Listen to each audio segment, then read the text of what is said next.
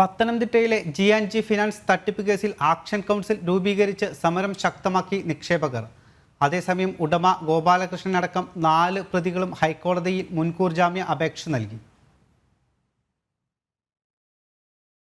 നിക്ഷേപത്തുക തിരികെ ലഭിക്കുന്നതിനായി പ്രതിഷേധം ശക്തമാക്കിയിരിക്കുകയാണ് പണം നഷ്ടപ്പെട്ടവർ. ജി ഫിനാൻസ് ഉടമ ഗോപാലകൃഷ്ണന്റെ തെള്ളിയൂരിലെ വീടിന് മുന്നിൽ നൂറുകണക്കിന് ആളുകൾ ദിവസവും പ്രതിഷേധവുമായി ഒത്തുകൂടുന്നു. നിയമ പോരാട്ടവും സമരവും ശക്തമാക്കുന്നതിന്റെ ഭാഗമായി നിക്ഷേപകർ ചേർന്ന് ആക്ഷൻ കൗൺസിൽ രൂപീകരിച്ചു.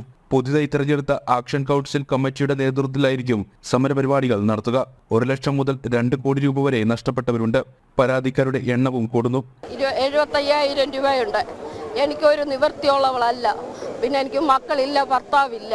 ഞാൻ തന്നെയാ തേച്ചു മെഴുക്കി ജീവിച്ച പൈസയാ. അത് തരണമെന്ന് ഞാൻ പറയുന്നത്.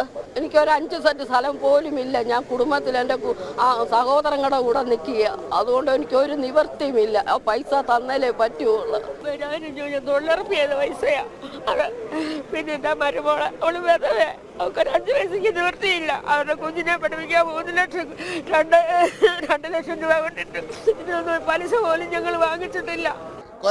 കുറേ ആഴ്ചകളായി നമ്മൾ പോലീസ് സ്റ്റേഷനിൽ മറ്റും പെറ്റീഷൻ കൊടുത്തെങ്കിലും നാളിതുവരെ ആയിട്ടും ഡി ഗോപാലകൃഷ്ണനെയും സിന്ധു നായരെയും ഗോവിന്ദ് നായരെയും ലക്ഷ്മി ലേഖയും ഇതുവരെ അറസ്റ്റ് ചെയ്യാനായിട്ടുള്ള യാതൊരു സമീപനവും പോലീസിൻ്റെ ഭാഗത്തുനിന്നും ഉണ്ടായിട്ടില്ല. അവരെ മുൻകൂർ ജാമ്യത്തിന് വേണ്ടി ഹൈക്കോടതിയിൽ ഇപ്പോൾ റിട്ട് ഫയൽ ചെയ്തിട്ടുള്ളതായിട്ടാണ് കഴിഞ്ഞ ദിവസം മനസ്സിലാക്കാൻ കഴിഞ്ഞത്.